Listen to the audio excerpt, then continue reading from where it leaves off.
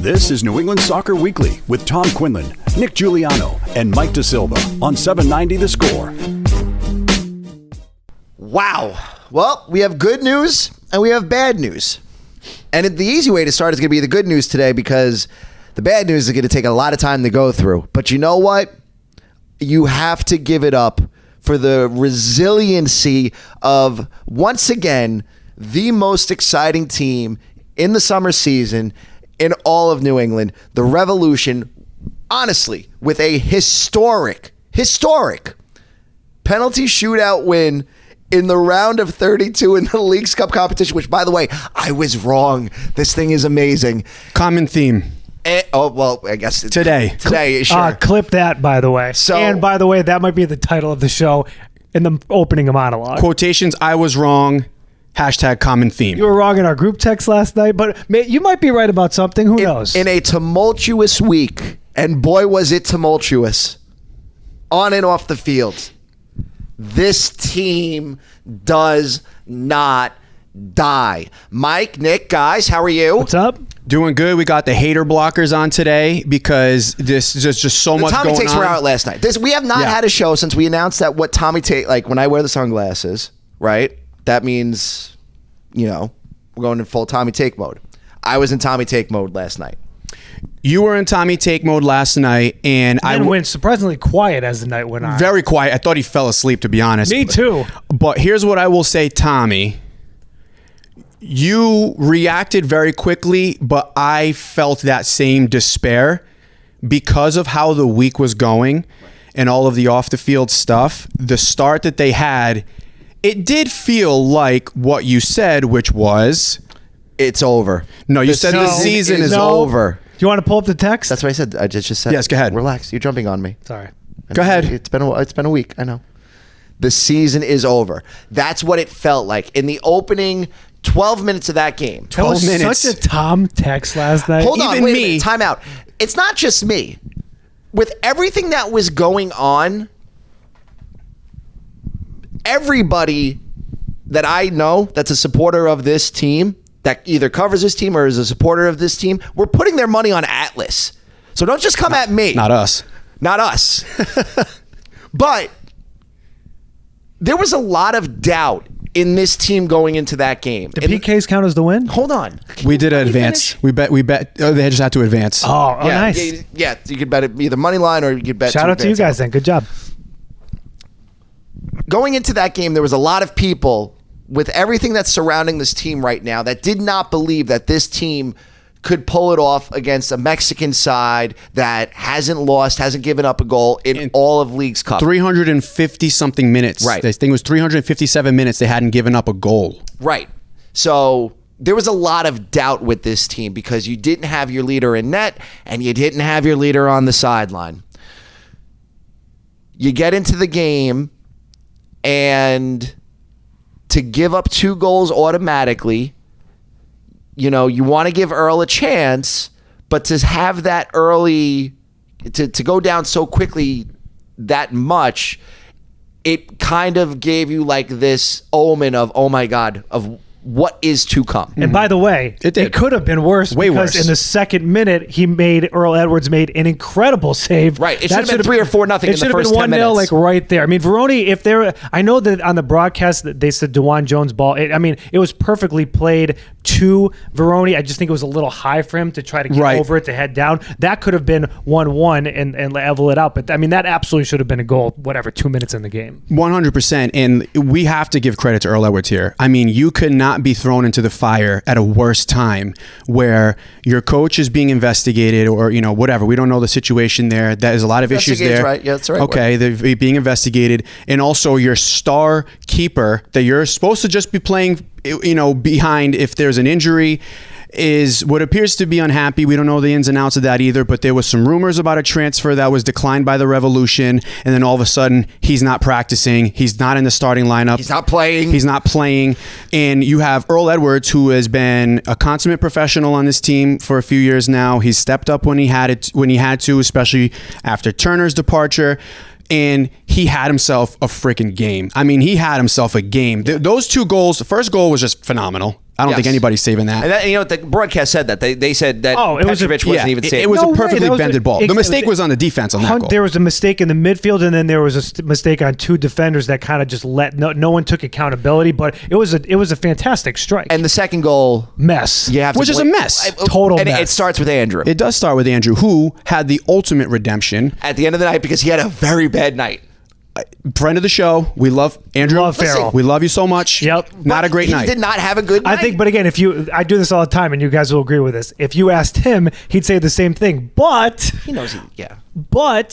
you still close the game. Redemption. And all it is you move on, and then you got to learn from those mistakes and not make them in the round of 16. I will That's say, all. so the thing to go back to the beginning, so they go down 2-0, and usually in the past, like especially last year specifically, when things weren't going right, this team would check out. This team would stop playing. They would die. They wouldn't have a spark. There was no lead. There was no confidence There was no on confidence. the offense Yes. to produce something. and they didn't especially completely last roll year. over. Absolutely. They didn't completely roll over in that first half. I thought, to be able to pull one back. Okay, now you go down 2-1 at halftime. You're starting to get some chances on net here. Maybe you can make something happen. You're on your home field, right? You're playing on turf, which Turf Monster got you last night. A couple times. You're praying that Brandon Bye's not out for a long time. And Carlos Hill, And Carlos. who but has some swelling around his knee right now. the schedule sucks because the Beyonce concert's the night before, and you wonder what the hell that state. You have how many people are on the field for? It was Gillette Tuesday Stadium night, concert? right? Tuesday but night. anyways, when those concerts happen, it's the entire structure of the stage, and then however many people they can pack onto that field. So it's a mess. Figure 15,000 people. Let's call it that. Yeah, Call 15,000 it people that. plus all that equipment. Because if they can do 60, if it's 55 up top, then I think they say it's around 70. Yeah, so yeah, about that max 15,000 might check. people on the But floor. let's just say 10,000 people. regardless, it puts it in the back of your mind. You The have a turf concert. did not look good. It looked rough. Yeah. And you know what? A Matted bunch of everywhere. Atlas guys went down last night. Yeah. You lose Brandon. You lose Carlos. I think Carlos looks a little bit better. I think he'll be all right. I actually really liked the move taking him out. And I think he took himself out. I know, but I think that I'm glad he didn't try to play hero ball in that Yeah. situation, because that does two things. It protects him, right? Further injury, and it shows as a captain he has confidence in his team, because there was nobody on God's green earth that was stopping Carlos Hill last night. Well, and that's a good point, because there was a noticeable drop-off, which is going to happen. But to your point, Tom, after that 11, 12 minutes where you go down 2-0, the difference is, and he was on the team last year. He's got different players around him playing at a different level. You could not be more right.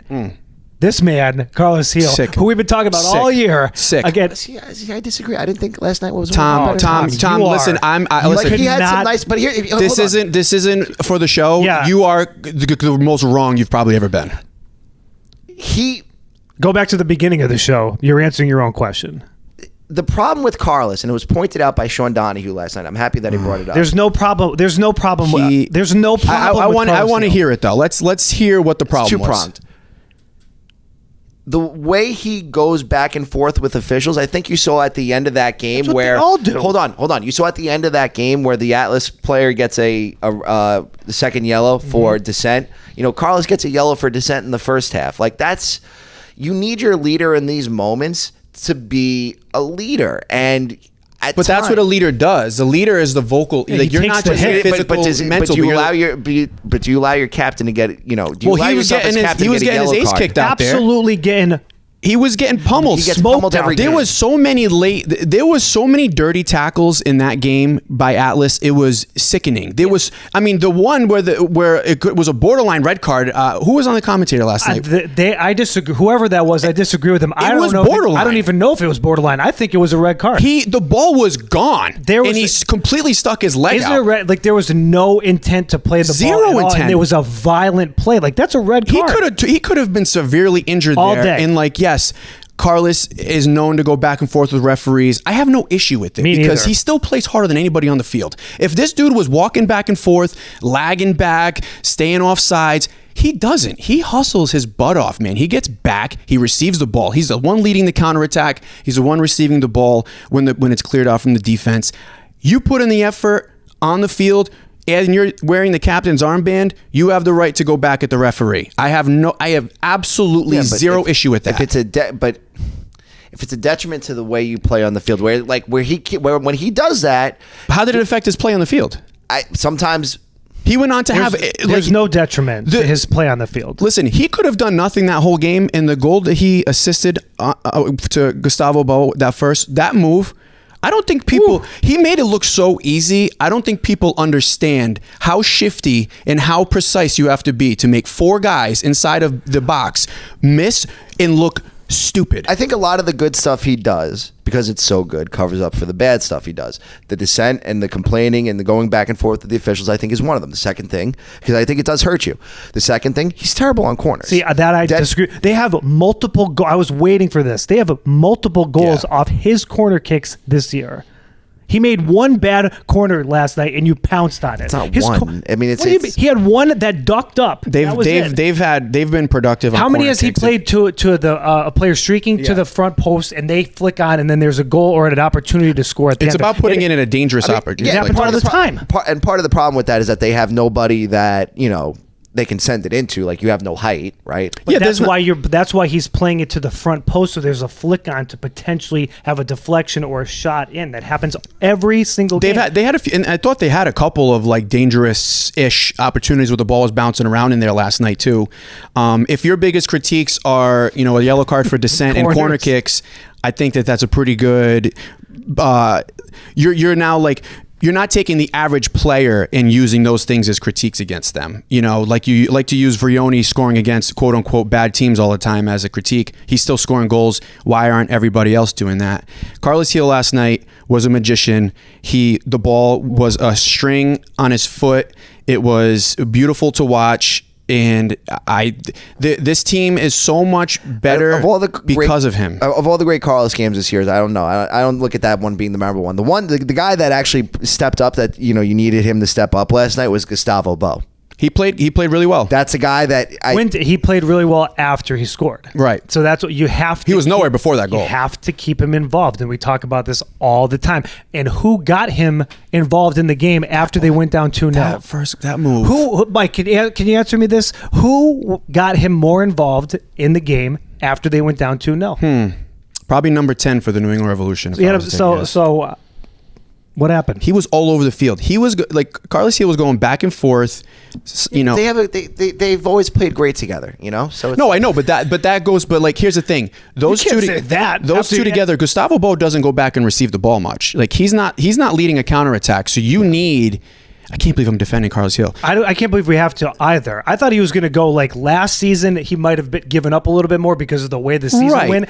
I'll say. Has been the complete polar opposite because the second. But his attitude has always been a problem for me. So I think it's worth pointing out that it came out on display again. Yes, and then I also just think he's not great on dead ball opportunities. This team's not a good on dead ball opportunities. What do you mean? Tom, he had a free kick that the goalie scrambled to make a save on after he hurt himself. Yes. He was literally limping, and he banged a free kick and almost scored it. It was like a centimeter off. His dead ball opportunities are phenomenal. I mean, if we look at the totality of the season, no, if you do that with every team, that's how we're nitpicking. We're nitpicking. We're spending too much time on something that I don't think. I didn't think we'd go there today. Like they were breaking down Carlos Gil, who, you watch Phil Neville at the beginning of the broadcast say that he's the number 10 that he's had to. He's the one that they had to like scheme for the most, that he didn't want to play against in all of MLS. Right. Yeah, he changes. But his corners aren't good enough. I'm just saying. Listen, you can. I was going to phrase it in a way that would not be very appropriate, where our corporate masters in Atlanta would appreciate that. Yeah, we don't want to make anybody upset. Censoring himself here. Wow. Very good. Thomas Quinlan censoring himself here. New segment. Shades off. You can carry the water for Carlos Gil every week, but sometimes it is okay to point out the flaws in this guy, because he does have his flaws. I'll wait for the game to do that. Last night, I'm sorry, was not the game. Last night was not that game at all. It was not the game to do that, and it's it's actually crazy to me that we're even having this conversation Me because too. I was watching that last night. Listen, it was a joy. It was I was smiling watching this man weekend with versus the ball. Quintero. You're hoping that he's back. Okay. Yes. You're back in at least Gillette Stadium, from what I can tell. At least that game's- No, it is. It's back at Gillette, right? Well, but if you look at the way that the teams are, Right, Quintero's the that's home what team. but I think but wasn't Alice the whole team? Yeah, Alice was the home team. They were last playing night. Alice's goal song. I'm not I thought I was gonna hear all not- freaking night. I'm not gonna lie. It did sound like there was a lot of Atlas fans. There yeah. was. It looked You know like what? it. Kudos to these Mexican fans that are coming up and traveling because they've been fantastic. They're getting screwed, but it's been fantastic that these fans. The league wasn't set up for them to succeed. Let's just put. I mean, this tournament it wasn't. And we can League's get to that in a Yeah. minute, in a little bit. But yeah. So, I don't know where we were going with that. And well, regardless, just to go back, it was your captain goes down. They step up. Yes, they equalize. Go ahead. Yeah, they equalized. Gustavo's penalty sucked, but at least he followed up on it. It was scary. It was scary, but like I said in our group text, the pacing on. Thankfully, he had pace on it because that could have been swallowed up, and then the whole game. I don't know. It different. was pretty slow when you go back and watch the replay. Like he guided it. No, I don't think you're getting a deflection like that. I if there think it wasn't was a some mixture pace of on both. it. I think that what happened was he genuinely thought he had the goalie going the wrong way, Yeah. so he didn't tuck it. You know what I mean? He kind of just That was an oops. whoops. Yeah, but that thank that you know, was an oops. thank Pele above that. You know, it came right back to him, and he tapped it in very calmly, and he didn't seem to be too concerned. But I bet his heart was racing a little bit. Don't and by the way, don't understate. You know that second half performance, as good as it was, should show you why having home field advantage and going for supporter shield now is imperative. Yeah, I mean, Because you know what? If that's a road game where you're down 2-0, do you have that same result? Does this team have think that same maybe. resolve on the I road? think you could. It could be. Yeah. You know, the thing is, what I saw from the team, the home field could absolutely. And there was have played nobody there, but I think it's playing on that Gillette turf. I think it could have. Yeah, it makes a difference. I think that helps. I think it's you're not necessarily like, oh no, like the sky is falling type situation because you're at home, you're a little more comfortable. But I also think that they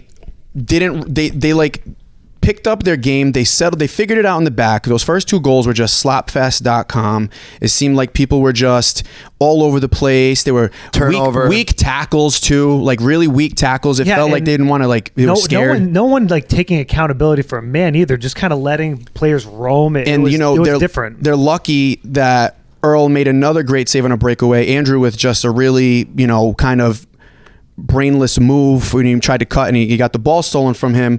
But here's where this team just really stepped up was they started to push a little bit more. And DeJuan Jones and Brandon Bye were phenomenal up and down those flanks. I mean, Carlos Heel, to me, was the best player last night. DeJuan Jones was 1A, a 1B. menace.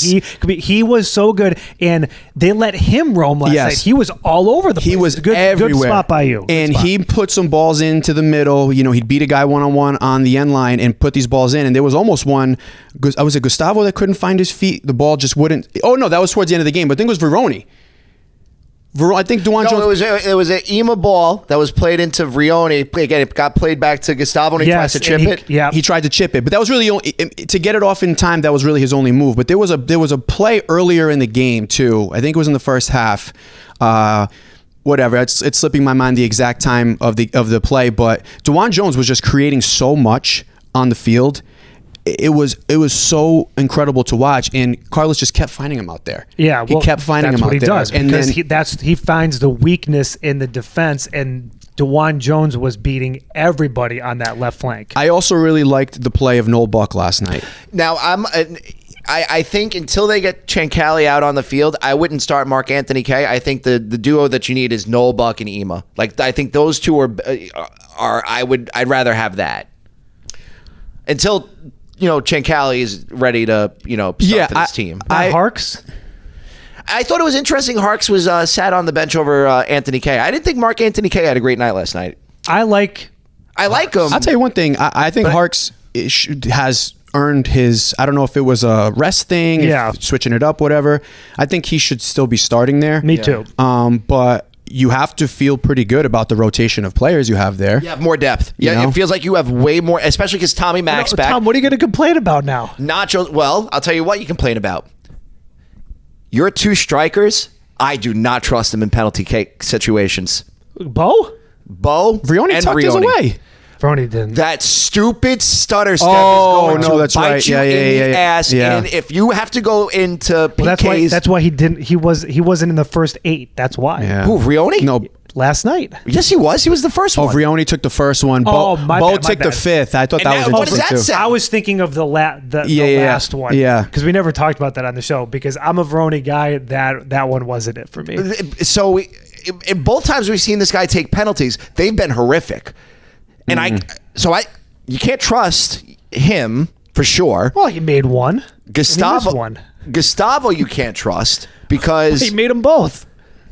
well, he didn't make the first one. He had the first one saved. He scored on a rebound. The second one he makes because I think he just got lucky. I think it just had a little bit more power. He put pace on it. Yeah, he put pace on it. The keeper was close. Earl Edwards was close. Earl Edwards should have had 3 saves last night. The, he had his hand on 3 of the them. extra shooters, he was definitely close. But so was the other kid. Yeah, and then you know You what? knew it was going to go that way. The first person to miss, like it was gonna hit the crossbar or shanked over the net or something. I'll tell you what, I know it's exciting for people. We've done this on shows in Yeah. past, so we don't have to get into this today. I could not be less of a I hate fan of them. PKs to I end hate the them game. so I much. just think that I despise that way to end the game. I love the fact that, you know, the sight of all the people running back behind. Awesome.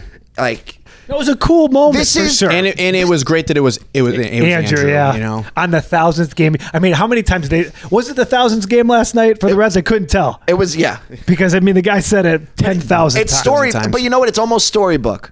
Because on a week where you lose Bruce Arena for we don't know how long, it's so fitting that the guy that wins you the game last night is Andrew Farrell.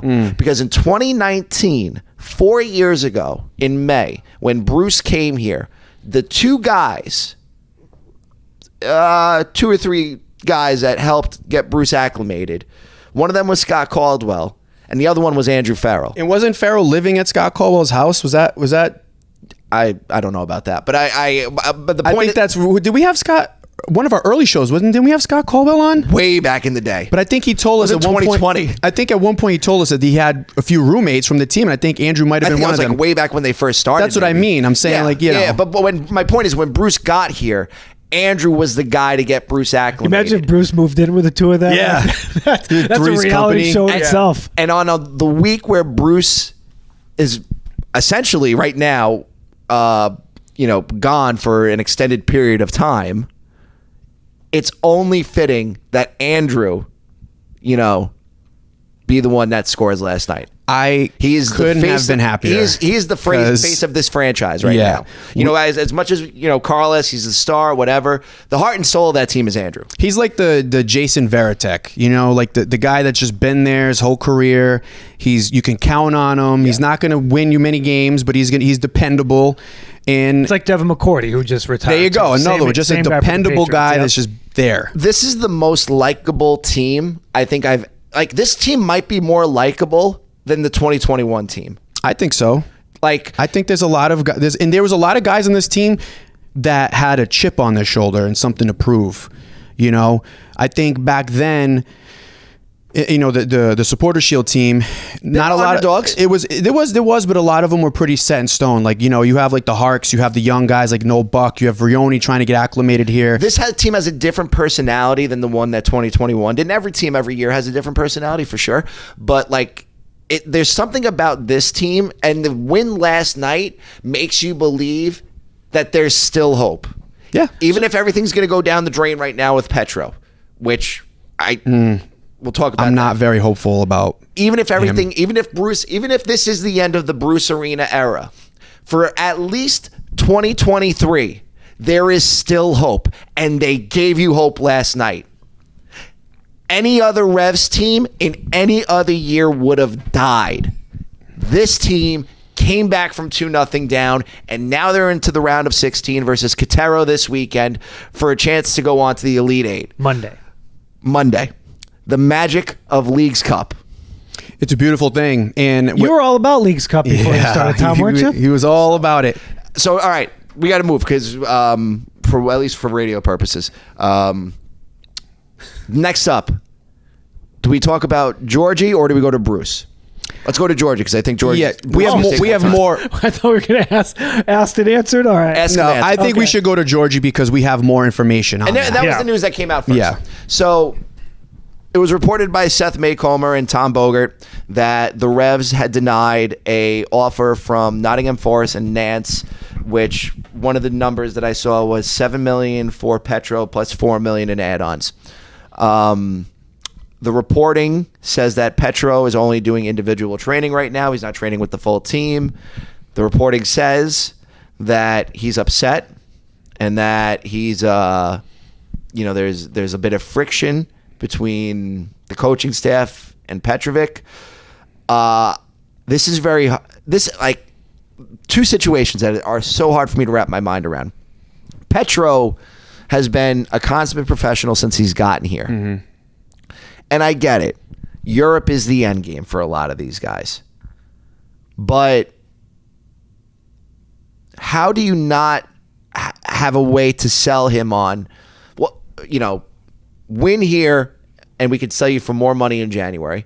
And then secondly, you as the fan should be happy that they shut down this deal because Petrovic, if we all agree that he's better than Turner, then he's going to be worth more than what Turner went for. And Turner went for $11 million, $12 million. So do me a favor. Can you pull up Richie Williams' quote from last night? But while Tom's doing that, this is tough because from a player, all this business side and fan side we can discuss. But I want to talk to you as a player, Mike. Mm-hmm.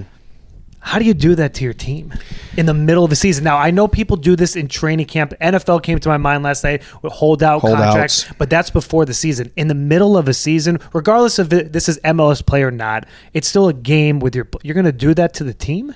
Yeah, I think, it's a very interesting move by Petrovic, and I'm really curious to know what more happened behind the scenes and how important it was to him for him to leave his team hanging like that. I mean, no disrespect to Earl Edwards. He did a phenomenal job last night stepping in. He made some really big saves. But at the end of the day, you're arguing about probably the best keeper in MLS right now. And money is going to come. You know that opportunity is going to come. I'm just wondering why you feel that pressure to do it right now. And I don't think that as a player, if you're looking at it from a fan standpoint, that doesn't make the fans feel too good about you because it's like, wait, so why are you here? Are you here to win? Do you care that much about winning? Or is it really just to use this as a platform to go back to Europe? And if that's so, that's kind of not a great feeling as a fan. No, and I think that could all be true. And by the way, for a lot of these guys, like Tom said, it should be. It should be. But that's not the way you go about it. I mean, there's plenty of players, I think, that are probably upset with their contract or upset with being blocked from going to X, Y, and Z. But your job, your occupation is a soccer player. And just because you're unhappy at your job doesn't mean I'm not coming in today. And correct me if I'm wrong, it had more to do with the Revolution wanting him to stay until December, correct? We don't know that. We're just going by the reports. Right. It also seems like the number's really low. If the number's $7 million, why in God's name would you ever do that? No, that's good business, Bruce. I mean, you're also talking about Nottingham Forest, who probably doesn't have much of a budget to compete with the Manchester United of the world. It's a starting job, though, and that's if you're Petrovic. But that's where you compromise. Now, do you take the $8 million? Well, if you're the Revolution, no, because you think you can get more. They don't care if he goes over there. At the end of the day, it's a business. And look at what they do with Turner. Turner's still, as a backup at Arsenal, who's now looking like he's going to end up at Nottingham Forest. Maybe. So for the Revolution, it's like, wait, we're going to sell him so he can go be a starter? We don't care about that. We don't care if he's going to be a backup. We want to sell him for what we at least got for Turner. Yeah, it make no sense. And we want him for the rest of the year. It's By the way, I'm going to say I bet he's back on Monday. Because there's a lot. Well, that story, along with the stories we'll get to later, is detracting from the team. And that, as a player, and I don't know him, but as a player, that's when you're on a team. When you're playing tennis, it's just you. Yeah. But you're on a team with 11 guys on the field. You don't want to be a distraction and detracting away with different headlines. So you got to figure it out. Here's the Richie Williams quote. He said that they're not going to find Petrovic and that they're sympathetic to his situation. They went with Earl Edwards Jr. because they felt he was the best choice for the game tonight. It's a lie, but The first part, I think, is not finding him. I think that's indicative where he's upset. They understand. I think that actually you don't want to says shake a the lot. cages anymore, though. But that's why I think Right. that it's going to be resolved now. He got his point across. Was that the way to go about it? Probably not, but it's over with. So you read that first part of the quote, there's your answer. Yeah. And I think that says a lot about the situation. I think if there was irreparable, did I say that word correctly? Differences. Did I say that word correctly? Yeah. There would. I just have to double check. I think that there would be less conversation openly about it, about not finding him. I think that they would say we're handling those matters behind the scenes. Some other PR talk. And this is something, that we are talking about on a show. This is what we do. But but this could also be something that everybody in that locker room, Petrovic talked to them as well and said, "This We don't know." So that's a possibility too. So we're kind of postulating on Did that what look we're like a seeing. team that had bad body language last night? Not really. And then Earl Edwards after the game said that Petrovic was the first person to text him after the PKs. So There you go. Everything could be fine. He could be back in net Monday, and then we're moving on. I would hope he's in back in net Monday. I hope it passes and hey, just get us through this season. We'll get you out of here. Occupational bump in the road. Do you like to see it? No. He's going to be the starting goalkeeper for Serbia. He's going to be, and he's If going to you're have him, by many the way, opportunities. if you're him and you see that last night, do you not want to be part of that? You should. I don't think I don't think any of this comes down to not wanting to be a part of it.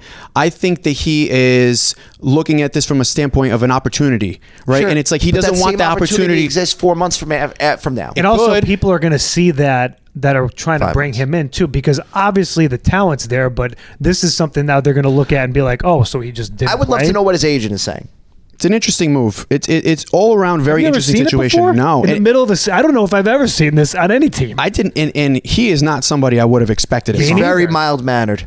He's But very. I wouldn't mild-mannered. expect this from any player, to be perfectly honest. So but again, we're going off of reports and what we know. Yeah. We don't know what's happening behind the scenes. We don't know the conversations that were had. This is just simple speculation from us in banter. So until we get the details, which who knows, we may never Yeah, get. never. It might be, like I said, he might be in net Monday, and we're moving on. Exactly. Bruce has a way, and this is separate of the investigation thing, but I think this is fact. Bruce has a way of not always giving these European players what they want. Buxa didn't get what he wanted when he first came in Veroni here. for sure. Veroni, Yep. That's one of the most. I don't know what's going on there. And he's adamant on always reminding people he doesn't care about designated players, and they don't get any benefit. Nobody gets special treatment. Nobody gets special treatment. He's very adamant on that. It almost seems as if sometimes he goes the complete opposite extreme. So you do wonder if there is more friction there than we realize with Bruce and Petrovic, but hey, I'm trying to do, if you're communicating, I'm trying to do the best for you because I'm trying to put you in a really good situation on top of the fact that, we feel that you're worth more than what's being offered. What is the agent saying in Petrovic's ear? What else is he being fed to kind of be so angry that you would sit out? I can understand being angry, but I can't understand being so angry that you would sit out on a team like this. If this was a team that was like DC United or the New York Red Bulls, where you're middle of the pack, you really may get lucky if you get 1 or 2 playoff wins, then that's where I could see him getting angry, wanting to sit out, because there's really not much hope there. There's a lot of hope with this team. Is it possible, though, and I know last night was a knockout stage match, is it possible, though, that to avoid not confrontation, but any awkwardness, is it possible that they chose to not go with him? He would have played if they chose him, but they chose to avoid it just to be let's let this settle for a few more days. I was Is thinking that possible? And was it because of the training aspect too, or he did train to the side, so they were like, all right, well then if you're going to do that, Earl was working with the first We're going to team. start Earl Edwards, and maybe the back half of Coach Williams' response is that there's your answer right there. Yeah. He was the best option that night because he's the one who trained all week. Maybe. Very possible. And also Look at us. Are we like sleuths? Did we Yeah. just figure that out? But also a very responsible decision by a coach to not be strong-armed. And we've seen it happen. I use the example of Hard Knocks on HBO, where like you see coaches hold players to certain rules, and obviously the superstars get a little bit special treatment. Look at the coach in that same building, Belichick. That's his whole career. His whole career is being like, listen, this is what we hold you accountable for. I don't care really. He definitely doesn't care who you are. If you don't follow these rules, you're not playing. Next man up. Super Bowl, anybody? Next man up. Malcolm Butler, anybody? Yeesh. That was a tough one. That was a tough one. Yeah. Speaking of tough ones, up until yesterday, this was the toughest week of the year and probably of the decade so far since 2020 for the New England Revolution. Maybe of the last 20 years at the end of the day. You have the Olivia Knighton wake and funeral. Obviously, our thoughts and prayers are still with the Knighton family. You have the Petrovich news. Now we have the Bruce thing. So, I don't know what this means for the future. Here's what I do know. As we said in the spaces on Tuesday night, that's when we got the news. Tuesday. Yeah. Bruce was notified that, or the players were notified on Sunday that Bruce was not going to be with the team. And that was just left there. The players didn't know what was wrong with Bruce, where it was going. They just knew he wasn't going to be with the team. They didn't know for how long. They find out later. It doesn't have to do anything with medical issues. They still don't know why he's not with the team. A couple of days go by, and they don't tell the players Bruce isn't coming back. They just say Bruce isn't going to be. They just leave them there. So the players are in the dark on this. So Richie Williams, Curt Analfo take over. Curt takes over from the technical directing standpoint. Richie takes over from the head coaching standpoint, obviously. Tuesday, you have the Olivia Knighton funeral. Bruce went to the wake on Monday, but Bruce went to the wake on Monday by himself. He didn't go with the team, which makes sense to me because I heard Bruce didn't go to the funeral, but there was just left there. It didn't shock me that Bruce ended up at the wake because you can't not allow Bruce to not go to that thing. That's just a human. It makes sense that the human he's not element. allowed to be with the team, but at least he can go there to show his support and his sympathy, so he can at least pay his respects. Tuesday, the funeral happens. They're training midday.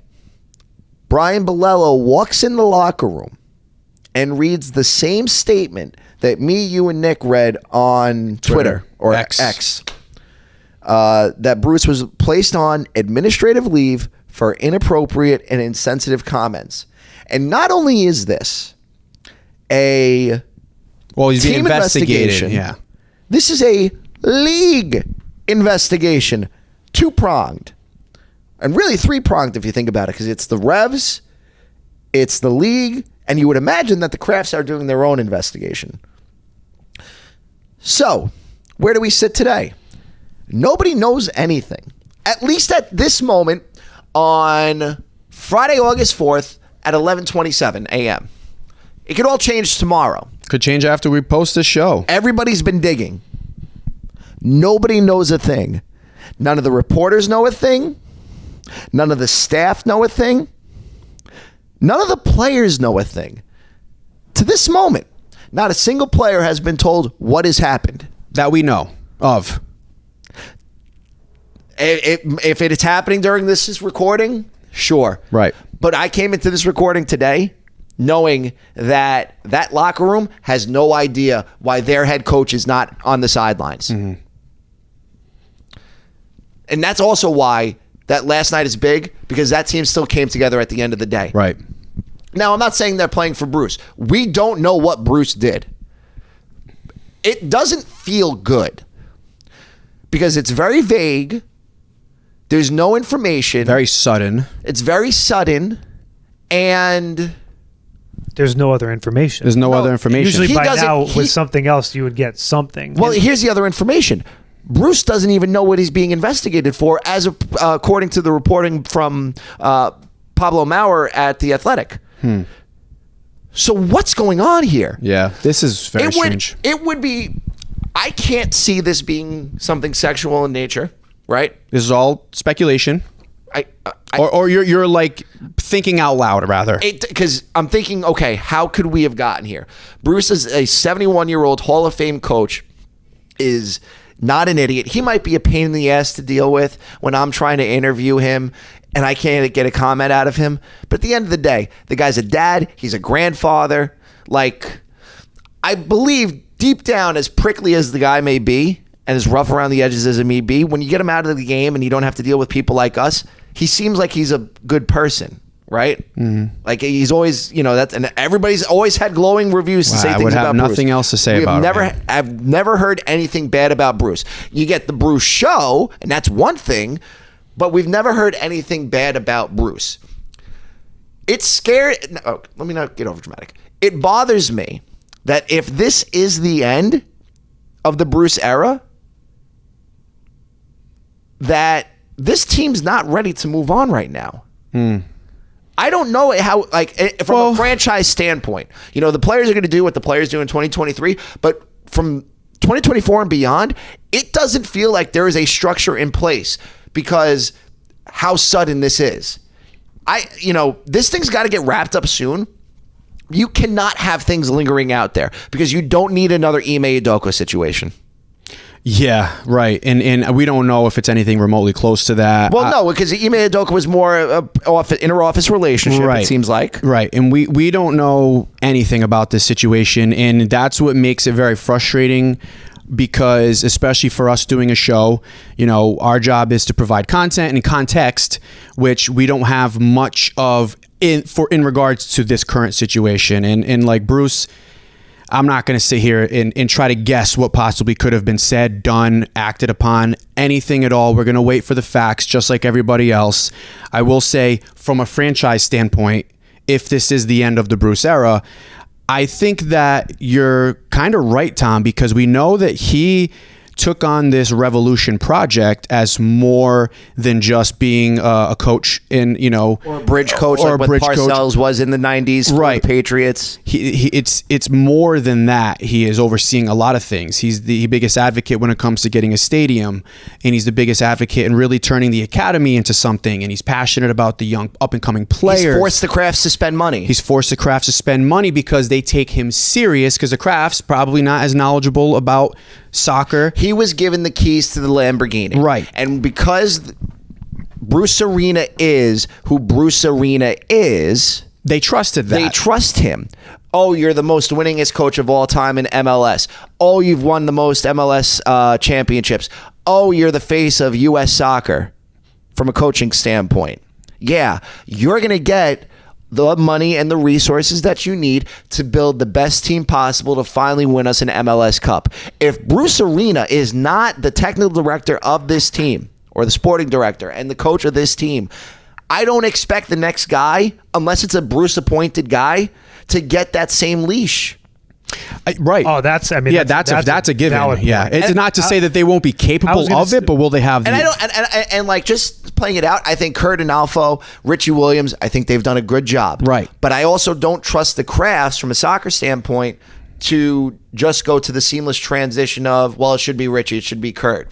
I see the Crafts going out and outsourcing this, because if Bruce did this to the Crafts, let's the hypothetical game, right? We're postulating just puts slightly. Them in this position. Let's say that Bruce is forced out.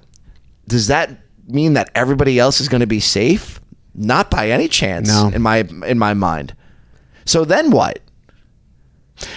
That's a great question. I think that, like you said, you have Bruce bringing in his people, but if he's gone, you see it in any sport. It's usually the whole occupation. In any occupation, they clean house.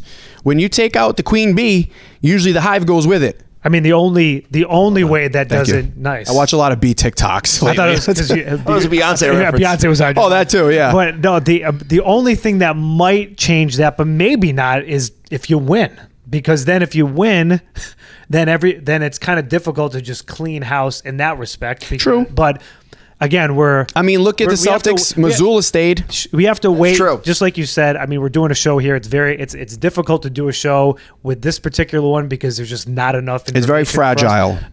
One way or the other. So we'll react to this once more comes out. I don't think any of the things you're bringing up are invalid. No. But it's tough because we're in we're in that holding pattern. We're trying to forecast it. And the thing is too is that like when you go down the path of trying to figure it out without any information, you're now judging somebody based off of what you see on TV, right? What you see in the media. Well, and that's what this is. There's investigations, and I'm not making an opinion one way or another because it could come back that this person said something that was horrible. Said something. He could come back that nothing happened, and then he's back on the sideline. Misunderstanding or whatever. It's obviously, as this show, we have to bring it up, and Tom's doing a fantastic job as a reporter looking into it. But we can't. We have to pause to just wait for the decision to come out. Listen, you know me. I have no problem dropping my own little Tommy bombs here and there. You don't say. Nobody wins in trying to be the first one to tear scoop somebody down. Something like this. No, it's got to come from the league, especially if there's a victim involved here. If there is an actual victim involved, which we don't know. We don't know. It's the toughest and worst situation to be put in for this franchise right now, because on a night like last night, it proves to people why you've changed so much in this market.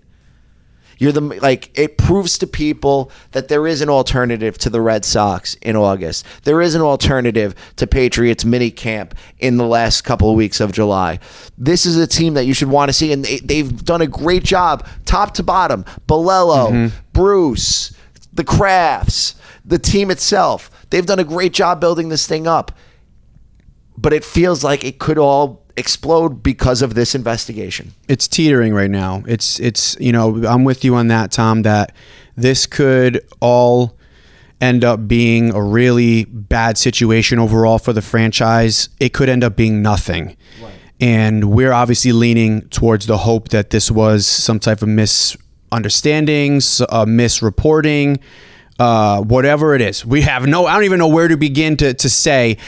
Because at the end of the day, if there was something wrong, then what happens is what's deserved. But we don't know. That's why we broke down two different things, right? A Petrovic thing where there is some conjecture, but we saw that he didn't play, and we were getting reports. Give you information. We can react to that. This is just a statement. So we have just as much information as everybody else. It's really just a day-by-day thing. And thank God they won last night, because in a very exciting game, by the way. That game was fun as hell to watch. You think the start of the show would have been different today if they lost in PKs or they lost in regulation? It would have been 45 minutes of pure morbidity. Yeah. But I do think that it's amazing that one of the most exciting wins, probably top three exciting wins in the Bruce Arena era, didn't have Bruce Arena on the sideline last night. Yeah, valid. I mean, because we didn't know how they were going to take this tournament and how serious they were going to take it, to see the passion and the fact that they didn't roll over and die last night when they could have. I mean, especially after that start. Yeah, they go down 2-0 in a tournament that is brand new, and who knows how they're going to respond. They bounced back and played really well. Fought hard, didn't miss one PK, and then went into extra PKs. And with a backup keeper and no head coach, you got to feel pretty good. You got to feel pretty good about that. So take that, right? As the supporters that follow us and follow this team, this is the time that they need you the most, okay? Let's not go on the hashtag and speculate. Let's not go on the hashtag. There's a lot of speculation. No, I know, but there's a lot of speculation. But I'm saying Tom is in the mud, but in a good way. He's actually trying to not flame the fire. Let's focus on the positives. They gave you 90 plus minutes last night. Well, we'll call it 75 plus minutes last night of really hard-earned, hard-working soccer on the field. And your captain led the charge, and he did it until he got hurt. One of your DPs who can go missing at times stepped up with a brace and hit a PK in the PKs. So your other DP hit his PK. He played well. Backup keeper thrust into the starting role. Did a lot. There's a lot. Let's look at the positives from a week that could have been absolutely catastrophic. Take the W. Let's see what happens with Petrovic over the weekend. Let's hope we get more information about Bruce before the game on Monday, and then we'll recap everything else next week. So I have a question I'm going to ask for the third week in a row, Tom. We get Messi at Gillette? It doesn't seem like it. It doesn't seem like it. Well, here's the thing, because the Revs were the lower seed coming out of the group. I know. So, and Miami is... Are we going to Miami? Are we flying down? I mean, the credential process is ridiculous. You can't even get... But we know people. Yeah, we know people. We do know people. We know people. I'll sell beers. I'll be a vendor. Dress me up as a vendor in there. I'll be like, oh, get your beer. Great. Tom and I are in the press box. We just see Michael slinging hot dogs. Just slinging popcorn. Usually we do something when we say goodbye, but with everything going on right now, we're just going to say goodbye this week. So, goodbye. Love you guys.